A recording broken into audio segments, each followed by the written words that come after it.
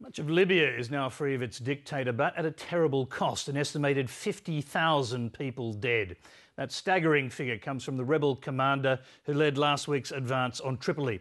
To prevent more bloodshed, the interim ruling council says it's trying to negotiate a surrender with tens of thousands of loyalist troops defending Gaddafi's hometown of Sirte, about 450 kilometres east of the capital.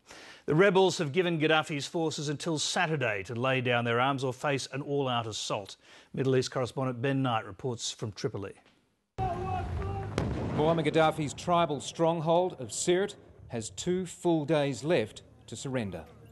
If it doesn't, up to 50,000 of its loyalist soldiers, and presumably the city's civilian population along with them, will feel the weight of the rebels' heavy weapons. In character, this is a very different force from the one that raced towards Sirte in March, before its humiliating retreat. The rebels are now taking their time, advancing slowly, taking settlement by settlement. But they face what could be a very tough battle ahead against a force which NATO believes may be directed by Colonel Gaddafi himself. The pro-Gaddafi troops that we see are not in total disarray. They are retreating in an orderly fashion. Libya's National Transitional Council says it has a good idea where Colonel Gaddafi is, but it's not elaborating. The fact is he is not safe and we will find him very soon. Gaddafi! And despite promising that Colonel Gaddafi will get a fair trial once he's caught, many are after his blood. Our hope is that Gaddafi will be captured and tried fairly and hung in this square. Concerns are growing for African nationals living in Libya, who claim they're being targeted by rebels hunting mercenary soldiers. On the road south of Tripoli, around 200 mostly Nigerian migrant workers are hiding between some outbuildings. Many people have weapons now and are attacking each other. Anyone who is black, they attack them, thinking they are from the old regime. That is why I am here. I am scared. I feel like there is nowhere that is safe.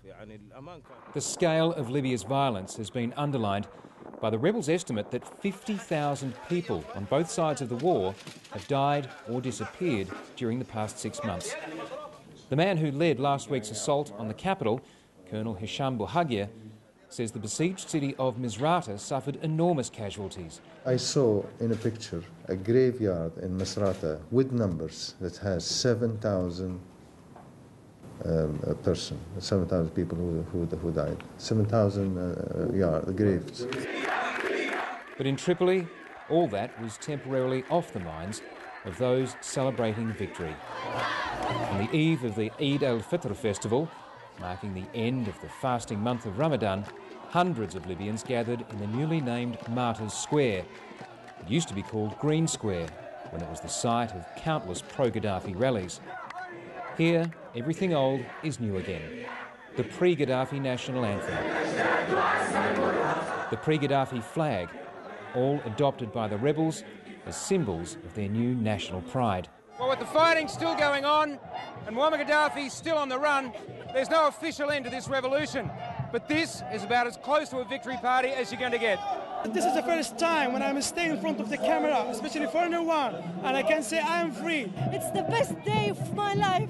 I see Libya freedom. Libya, Libya. Libya will need all of that enthusiasm and goodwill to steer it through the difficult months and even years that lie ahead.